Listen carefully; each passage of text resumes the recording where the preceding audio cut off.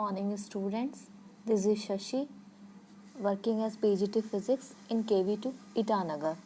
In last videos we had discussed about our class 1 chapter 2 unit and dimensions. In last video we had talked about dimension. In this video we will continue away from dimension formula and dimensional equations. Dimensions के बारे में हमने बात की थी. Dimensions basically क्या होता है, जैसे हमें मैथ्स में किसी भी कोऑर्डिनेट को किसी भी पोजीशन को रिप्रेजेंट करने के लिए ग्राफ्स में कोऑर्डिनेट की रिक्वायरमेंट होती है. सेम अगर हम फिजिक्स में किसी भी फिजिकल क्वांटिटी को रिप्रेजेंट कर रहे हैं तो हमें किसकी नीड होगी, डायमेंशनल एनालिसिस की, डायमेंशंस की रिक्वायरमेंट होती है. So let's continue from dimensional formula. Dimensional के बारे में हमने एक जनरल बात की थी कि डायमेंशनल को रिप्रेजेंट किस तरीके से किया जाता है, उसका सिंबल क्या होगा, कौन सा ब्रैकेट यूज़ होगा वहाँ पर, ये सब हम बात लास्ट लेक्चर में कर चुके थे. अब हम देखेंगे कि डायमेंशनल फार्मूला कैसे डिराइव किया जाता है, डायमेंशनल इक्वेशंस कैसे स्टेबलाइज की जाती हैं, डायमेंशनल इक्वेशन को चेक डायमेंशन बेसिस पर इक्वेशंस को चेक कैसे किया जाता है, उन्हें वेरीफाई कैसे किया जाता है, ये सब हम अभी देखेंगे. The expression which shows how and which of the base quantities represent the dimension of a physical quantity is called the dimensional formula of the given physical quantity. तो किसी भी फिजिकल क्वांटिटी को हम जो रिप्रेजेंट करने के लिए जो बेस यूनिट्स है उसके रिक्वायर्ड होंगे, that will B dimensions. For example the dimensional formula of volume. Volume क्या होता है हमारा, वॉल्यूम की यूनिट वॉल्यूम बेसिकली किसी भी थ्री साइड्स को, अगर हम एक क्यूब का ले सिंपली, तो क्यूब का क्या होता है, साइड क्यूब, ठीक है. और अगर हम जैसे क्यूबॉइड की बात करेंगे तो वहीं पर क्या हो जाएगा, वो साइड्स लेंथ ब्रेड्थ और हाइट में चेंजेस हो जाती है. तो बेसिकली वो होता तो लेंथ का 3 टाइम्स मल्टीप्लिकेशन है. इसी हम जो लेंथ है, ब्रेड्थ है, हाइट है, वो सभी क्या होंगे, हमारी लेंथ की टर्म्स में होती है. तो इसीलिए हम उसे क्या ले रहे हैं, वॉल्यूम को जो मीटर क्यूब, उसकी हम हमेशा यूनिट्स लेते हैं. मीटर क्यूब, सेंटीमीटर क्यूब, ये सब उसकी यूनिट होती है, ठीक है. तो अब जब हम यूनिट से देखेंगे कि मीटर क्यूब हमारी यूनिट है, मीटर सेंटीमीटर हमारे किसके लिए यूनिट्स होती हैं, एल, लेंथ सिंबल के लिए, ठीक है. तो यहाँ पर हम क्या यूज़ करेंगे, एल क्यूब. मास हमारा वॉल्यूम में कहीं यूज़ नहीं होता, सो यहाँ पर मास हमारा क्या होगा, 0. टाइम भी हमारा वॉल्यूम के फॉर्मूला में कहीं यूज़ नहीं होता, तो टाइम भी हमारा क्या होगा, 0. सिर्फ यहाँ पर होगा L3. इसको हम सिर्फ L3 भी लिख सकते हैं, बट जो स्टैंडर्ड है वो हमारा होगा M0, L3 और T0. कहीं कहीं बुक्स में आपको L3 भी मिलेगा डायरेक्ट, तो वो रॉन्ग नहीं होता है पर्टिकुलरली, बट जो स्टैंडर्ड्स हैं वो हमारे MLT तीनों की फॉर्म में शो किया जाता है. सेकंड होगा हमारा the dimensional formula of speed और वेलोसिटी. अब स्पीड का जो हमारा यूनिट होता है वो क्या होता है, स्पीड होता क्या है, स्पीड और velocity distance divide by time, ठीक है. तो हमें डायमेंशन के लिए एक जो बेसिक रिक्वायरमेंट है वो है फार्मूला, और we can say unit. Formula और यूनिट हमारी बेसिक रिक्वायरमेंट्स है. अगर आपको फार्मूला और यूनिट नहीं पता है उस क्वांटिटी का, तो आप डायमेंशन नहीं बता सकते हैं उसके लिए. तो इसीलिए आपको थोड़ा जनरल फार्मूलाज और ये मालूम होना चाहिए, ठीक है. तो स्पीड का, वेलोसिटी का हमारा फॉर्मूला होता है distance divide by time. Distance के लिए हमारा क्या हो जाएगा, L1, ठीक है, और divide by time, that means हम कह सकते हैं ना टाइम इनवर्स. तो टाइम के लिए हमारी क्या हो जाएगी, पावर -1. लेंथ हमारा यहाँ पर जो डिस्टेंस होता है वो सिर्फ 1 टाइम यूज़ हो रहा है, और हमारा टाइम भी 1 टाइम यूज़ हो रहा है. अगर यहाँ पर जैसे किसी फॉर्मूला में डिस्टेंस स्क्वायर आ जाता है, तो डिस्टेंस इंटू डिस्टेंस, ठीक है, तो 2 टाइम्स आ रहा है, दैट मीन्स L क्या होगा हमारा 2. और टाइम भी अगर रिवर्स में है और तब भी 2 टाइम्स आ रहा है, तो यहाँ पर टाइम हो जाता है हमारा -2. तो वो डिपेंड करता है फॉर्मूला में कितनी बार कोई टर्म यूज़ हुई है, उसी टाइप से उनकी जो पावर है वो चेंज होती जाएगी. पावर वगैरह का सिस्टम वही रहेगा जैसा नॉर्मल मैथ्स में रहता है. पावर ऐड भी उसी वे में होंगी, पावर जो है लेस भी उसी वे में होंगी, सब्ट्रैक्ट वगैरह, पावर का सब कुछ नॉर्मल जो हमारा मैथमेटिक्स में होता है उसी तरीके से होगा.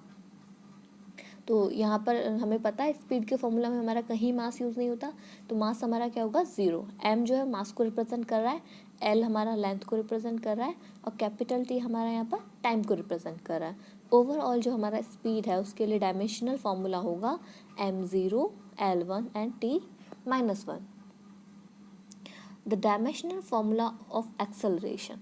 अब एक्सेलरेशन के लिए हमारा क्या होता है, वेलोसिटी डिवाइड बाय टाइम, और we can say that distance divide by time square. जब हम वेलोसिटी की वैल्यू पुट करेंगे अगेन डिस्टेंस बाय टाइम, तो हमें फॉर्मूला मिलेगा फाइनली एक्सेलरेशन के लिए distance divide by time square. Distance के लिए हमारा जो डायमेंशनल है that will be L1, but time हमारा यहाँ पर 2 टाइम्स है, इसलिए हमारा टाइम क्या होगा इनवर्स में -2. मास हमारा अगेन 0 होगा, मास एक्सेलरेशन पर अफेक्ट नहीं करता है. m0 L1 t-2 हमारा फाइनल डायमेंशनल फॉर्मूला होगा एक्सेलरेशन के लिए. An equation obtained by equating a physical quantity with this dimensional formula is called the dimensional equation of the physical quantity.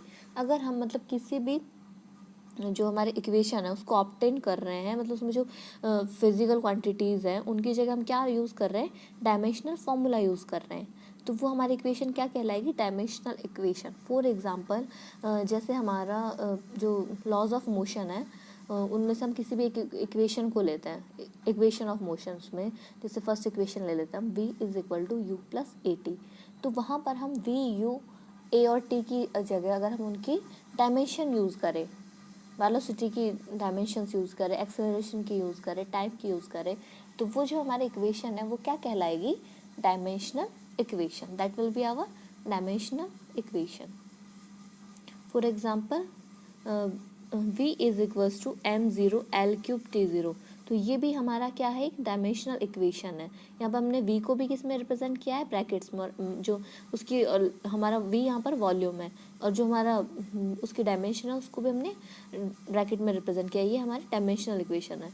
Next है हमारे वेलोसिटी के लिए, सेम है acceleration के लिए थर्ड वन.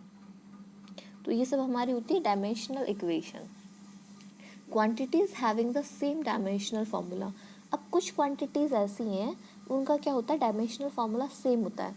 फॉर एग्जांपल जैसे एनर्जी है, ठीक है, तो एनर्जी का क्या होता है, यूनिट जूल होता है, ठीक है, और वर्क का भी हमारा क्या होता है, यूनिट जूल होता है, ठीक है. तो क्या मतलब जिनकी यूनिट सेम है तो उनकी डायमेंशंस भी क्या होंगी, सेम होंगी, ठीक है. और फॉर एग्जांपल हम कह सकते हैं एनर्जी का ही ले हम एक एग्जांपल. ऐसा नहीं है कि काइनेटिक एनर्जी के लिए डायमेंशंस कुछ अलग होंगी, पोटेंशियल एनर्जी के लिए कुछ अलग होंगी, ग्रेविटेशनल एनर्जी के लिए कुछ अलग होगी.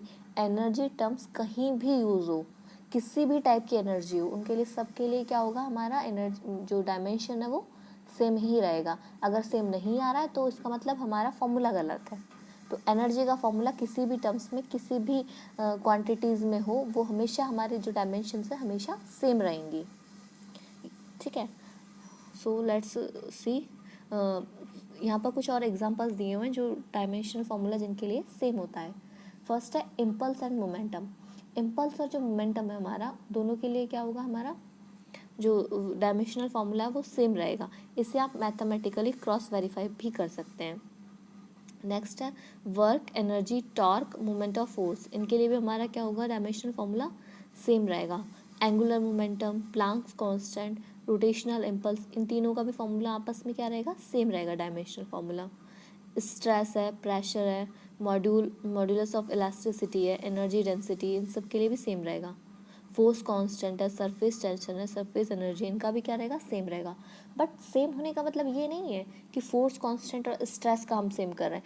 ये जो 3 क्वांटिटीज़ हमें गिवन है, फोर्स कांस्टेंट है, सरफेस टेंशन है, सरफेस एनर्जी है, इनका जो आपस में जो रिलेशन होगा डायमेंशनल फार्मूला का वो सेम रहेगा, ठीक है. मतलब ऐसा नहीं कि हम किसी और से थर्ड को किसी फोर्थ क्वांटिटी से कंपेयर कर रहे हैं तो हमें सेम मिलेगा. सिर्फ जो हम 3 टर्म्स यहाँ बात कर रहे हैं उनका फॉर्मूला सेम होगा. नेक्स्ट है angular velocity, frequency, velocity gradient, इनका भी सेम होता है. Gravitational potential, latent heat, thermal capacity, entropy, universal gas constant, Boltzmann constant, force है, थ्रस्ट है, पावर है, ल्यूमिनस फ्लक्स वगैरह है. इन सब का हमारे लिए क्या होता है, फॉर्मूला सेम होता है. इसके बाद आता है dimensional analysis and it's applications. कि मतलब ये सब तो ठीक है कि हाँ ऐसा होता है, सेम हो रहा है, बट बेसिकली इसका यूज़ कहाँ है डायमेंशन, तो that will be our part of application. And dimensional analysis, हाँ मतलब इसका जो यू मतलब बेसिक जो उसके कैसे इसको अप्लाई करेंगे, that will B analysis. Dimensional analysis is a tool to find or check relations among physical quantities by using their dimension.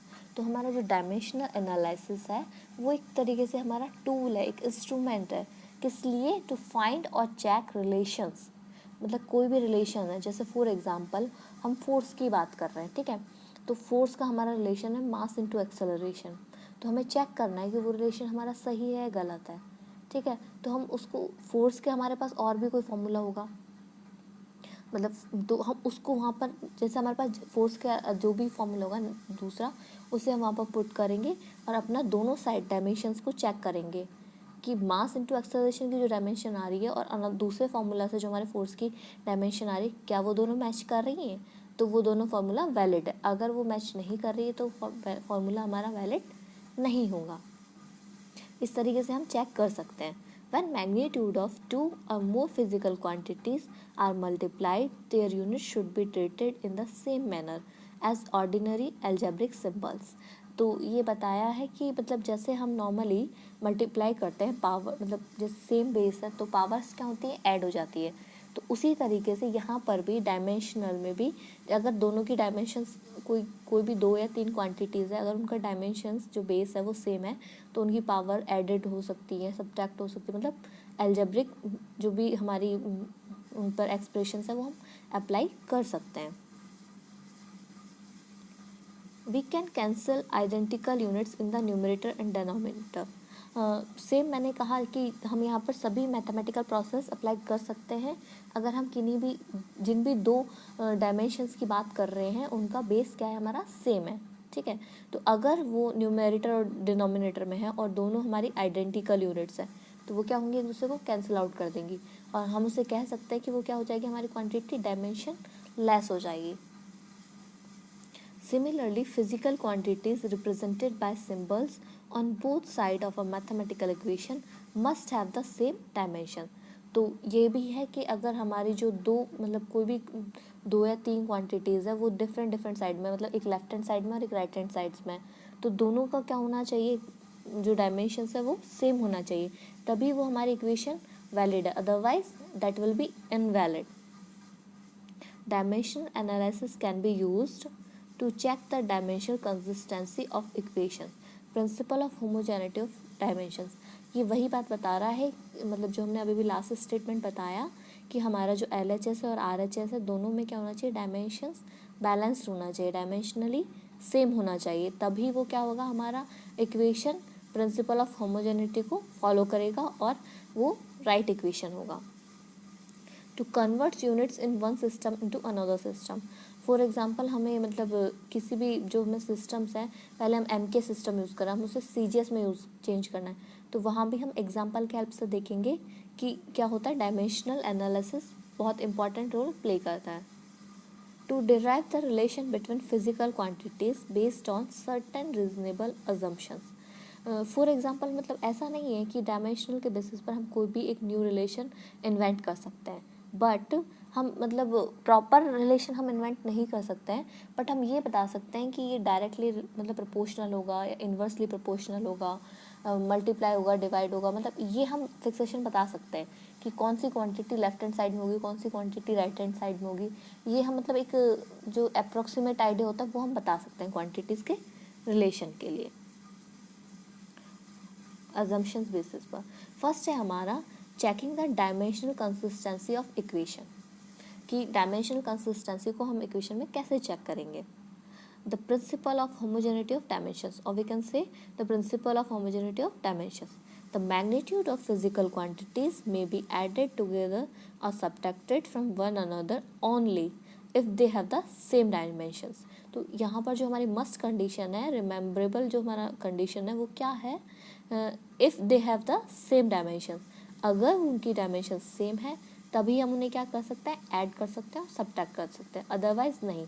वो क्या रहेंगी, इंडिविजुअल्स रहेंगी अगर वो डिफरेंट है. For example, initial velocity can be added to और subtracted from final velocity because they have same dimensional formula m0 l1 t minus 1। ऐसा तो नहीं है कि मतलब हमारा फाइनल वेलोसिटी कुछ डिफरेंट हो जाएगा या फिर इनिशियल वेलोसिटी। हम कभी भी initial velocity final velocity term use करते हैं किसी भी एग्जाम्पल वगैरह में, तो दोनों के लिए यूनिट सेम होता है मीटर पर सेकेंड। ऐसा तो नहीं एक के लिए मीटर पर सेकेंड हो गया, एक के लिए मीटर पर सेकेंड स्क्वायर हो गया या मीटर स्क्वायर पर सेकेंड हो गया। यूनिट सेम है, दैट मीन्स डायमेंशन भी हमारा क्या रहेगा, सेम रहेगा। तो दोनों के लिए डायमेंशन सेम है तो हम वहाँ पर ऐड कर सकते हैं और सब्ट्रैक्ट भी कर सकते हैं। अगर हम जैसे मैग्नीट्यूड ऑफ फाइनल और इनिशियल वेलोसिटी की बात करेंगे तो हम वहाँ पर उन्हें माइनस कर सकते हैं easily. But force and momentum cannot be added because their dimensional formula are different, and our force will be m1 l1 t minus 2 and momentum will be m1 l1 t minus 1। तो इनके लिए हम ना add कर सकते हैं ना हम इन्हें सब्ट्रैक्ट कर सकते हैं। एग्जाम्पल्स हमारा होगा to check the dimensional consistency of v square is equal to u square plus 2af। This is our Newton's third equation of motion. हम यहाँ पर चेक करेंगे कि ये इक्वेशन हमारे डायमेंशनली बैलेंस्ड है या नहीं है और डायमेंशनली राइट है या फिर रॉन्ग है, ये हम यहाँ पर चेक करेंगे। कैसे चेक करेंगे हम, लेफ्ट हैंड साइड और राइट हैंड साइड में हमारा क्या होना चाहिए, डायमेंशनल सेम आना चाहिए। अगर ऐसा आता है तो हमारी इक्वेशन करेक्ट है, अदरवाइज इनकरेक्ट है। लेट अस सी, जो u है हमारा होता है इनिशियल वेलोसिटी, उसके लिए हमारे डायमेंशंस होंगी m0 l1 t minus 1। Same v के लिए होगा हमारा m0 l1 t minus 1, but for acceleration it will B m0 l1 t minus 2 and s is a symbol of distance, so m0 l1 t 0। Substituting the dimensions in the given equation, जो हमारा equation है वहाँ पर हम ये सभी dimensions को put करेंगे।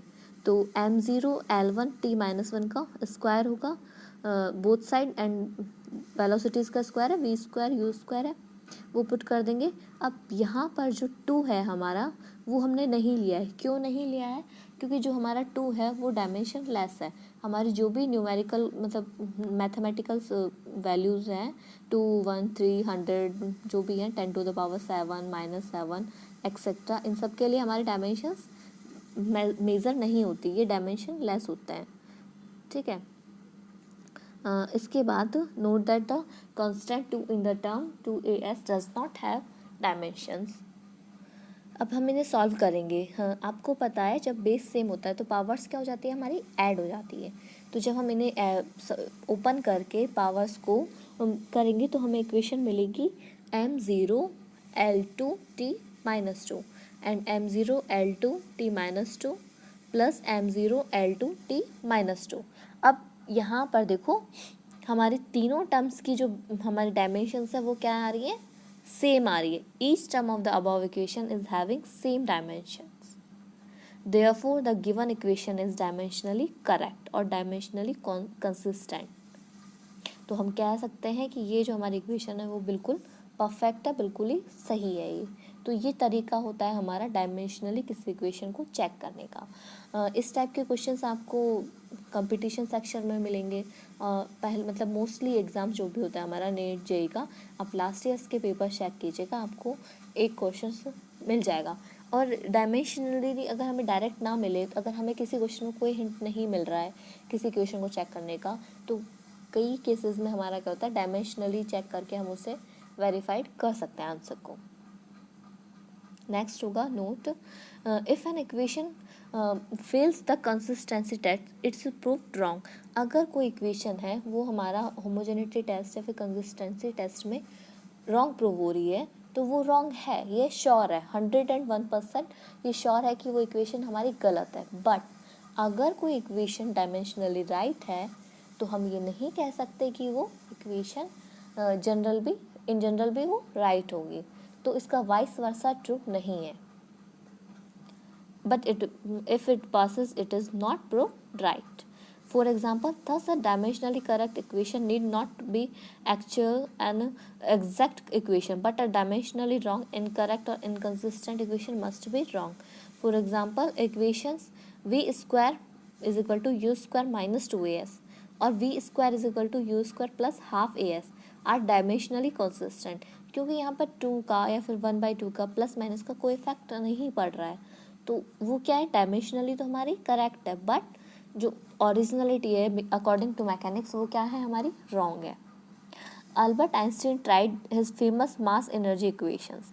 जो हमारा अल्बर्ट आइंस्टीन है उसका फेमस रिलेशन है मास एनर्जी के लिए E is equal to mc², but उन्होंने जब सेवरल टाइम्स इसे ट्राई किया एक्सपेरिमेंट को, तो उन्होंने देखा E is equal to m/c², E is equal to m²/c। उन्होंने सारे रिलेशन चेक किए, उन्हें मतलब ये पता चल गया था कि एनर्जी जो है हमारी मास और जो हमारी लाइट वेलोसिटी उन पर डिपेंड कर रही है, बट वो किस रेशियो में डिपेंड कर रही है, मतलब प्रोपोर्शनल है या फिर रिवर्स में है, किस टाइप से है, तो वो इस रिलेशन को कंक्लूड नहीं कर पा रहे थे। तो उन्होंने क्या किया फिर, finally he settled with E is equal to mc² using dimensions and then proved it with the help of calculus। तो उन्होंने क्या किया, जो हमारा E is equal to mc² है इसे कैलकुलस की हेल्प से डायमेंशनली प्रूव किया, फिर जाके वो इस पर सेटिस्फाई हो पाए। सेकेंड हमारा जो एप्लीकेशन होता है to check the dimensional consistency of half mv² is equal to mgh। देखिए जो हमारा हाफ mv² है वो किसका फॉर्मूला है, काइनेटिक एनर्जी का, और जो mgh है वो हमारा पोटेंशियल एनर्जी का फॉर्मूला है। तो हम यहाँ पर जो भी पहले बात कर रहे थे, काइनेटिक एनर्जी और पोटेंशियल एनर्जी दोनों के लिए हमारा क्या होना चाहिए, सेम डायमेंशन होगा। तो एनर्जी है ऑब्वियसली दोनों, तो क्या होना चाहिए, सेम ही होना चाहिए। तो ये हम यहाँ पर डायमेंशनली प्रूव करेंगे। The dimensions of the quantities involved in the equation are mass के लिए होगा m1 l0 t0, velocity m0 l1 t-1, g जो है हमारा वो है ग्रेविटेशनल एक्सेलरेशन ही है ओवरऑल, उसके लिए भी यूनिट हम क्या यूज़ करते हैं, मीटर पर सेकेंड स्क्वायर, तो उनके लिए भी डायमेंशंस क्या होगा, सेम l1 t-2। हाइट जो है वो हमारा एक मतलब लेंथ कह सकते हैं हम, तो इसलिए यहाँ पर क्या होगा m0 l1 t0। Substituting the dimensions in the given equation, जो हमारी इक्वेशन है वहाँ पर हम वैल्यूज़ पुट करेंगे तो हमें कुछ इस टाइप का रिलेशन मिलेगा। इसे जब हम सॉर्ट आउट करेंगे तो हमें फाइनल रिलेशन मिलेगा लेफ्ट हैंड साइड में m1 l2 t-2। Note that the constant half in terms half mv² does not have dimensions. Again मतलब हम यहाँ पर हाफ को क्या करेंगे, नेगलेक्ट करेंगे, नेग्लिजिबल है। तो यहाँ पर हमारे जो m1 l2 t-2 आ रहा है और सेम हमारा RHS के अंदर आ रहा है m1 l2 एंड t-2। तो हमारा लेफ्ट हैंड साइड और राइट हैंड साइड दोनों डायमेंशंस क्या है, बैलेंस्ड है, सेम है। Each terms of the above equation is having same dimensions, therefore the given equation is dimensionally correct और डायमेंशनली कंसिस्टेंट। इसके बाद ये था हमारा फर्स्ट एप्लीकेशन के, हमने बात की कि कैसे हम डायमेंशनली चेक करेंगे, तो ये समझ में आया होगा मैं उम्मीद करती हूँ। इसके बाद सेकंड टॉपिक होगा हमारा एप्लीकेशंस का, convergence of units in one system into another system.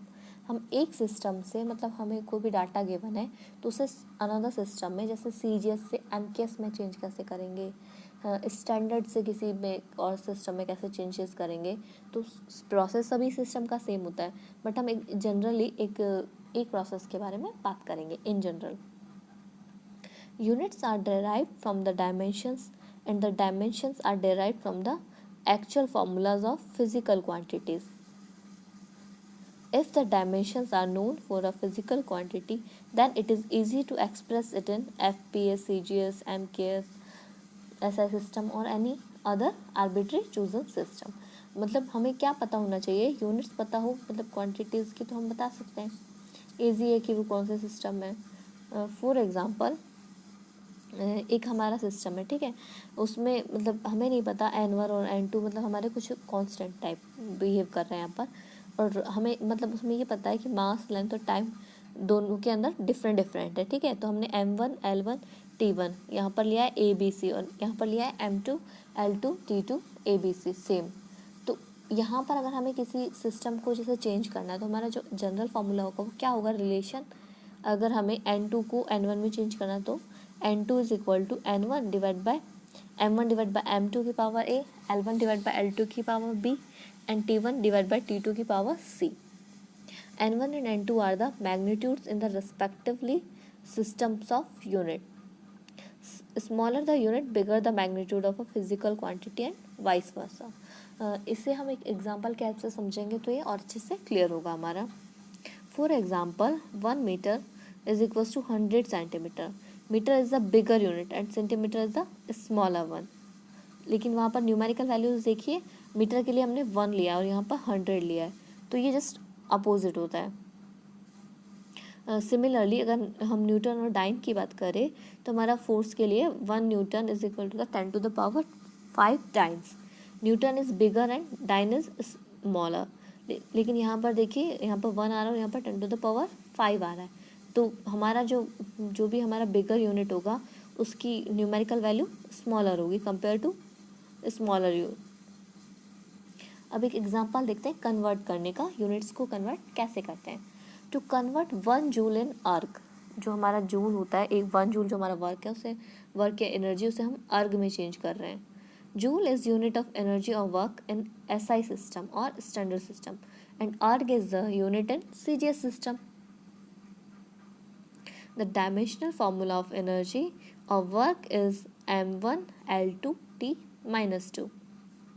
The units from dimension in SI and CJ system are, हमारा जो वर्क का यूनिट्स होता है वो क्या होता है, किलोग्राम मीटर स्क्वायर पर सेकंड स्क्वायर, और CJS में हमारा क्या होगा, ग्राम सेंटीमीटर स्क्वायर पर second square. Let N1 joule is equals to N2 erg. हमें नहीं पता कि जूल कितना मतलब अर्ग के इक्वल होगा, तो हमें N1 और N2 हमने अज्यूम किया है. अब यहाँ पर हम क्या करेंगे, देखो हम कंपेयर करते हैं सबसे पहले एसआई सिस्टम और सीजीएस सिस्टम की. तो N1 और यहाँ पर हमारा N1 गिवन है ना 1 जूल, तो N1 की वैल्यू हो जाएगा 1, लेकिन अर्ग में हमें नहीं पता वो कितना होगा. अर्ग हमारे लिए अननोन है. N2 हमारे फाइंड आउट करना है. ठीक है. उसके बाद मास है. मास हमें पता है जो स्टैंडर्ड सिस्टम होता है उसमें केजीज में होता है, और we can say 1000 grams. In while other hand CGS system it will be grams only, तो ये हमारा होगा 1 ग्राम. लेंथ जो है हमारा वो स्टैंडर्ड सिस्टम में होता है 1 मीटर, और we can say 100 centimetre. In other hand CGS system it will be 1 centimetre only.